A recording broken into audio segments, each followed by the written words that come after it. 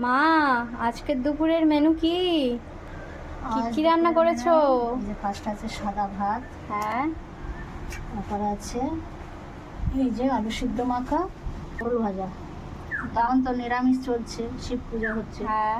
সব জায়গায়। আর রয়েছে আর কি এই যে করেছো? মুগ ডাল সিদ্ধ, ঠিক বাহ। আছে, মুগ ডাল সিদ্ধ, ঢেঁড়সের ঝাল, ঢেঁড়সের ঝাল রয়েছে। তার সাথে রয়েছে আর কি এটা? বড়ি, ডালের বড়ি দিয়ে ঝিঙে আলু আর সজনে ডাঁটা দিয়ে পোস্ত করেছি, বাহ। ঠিক আছে।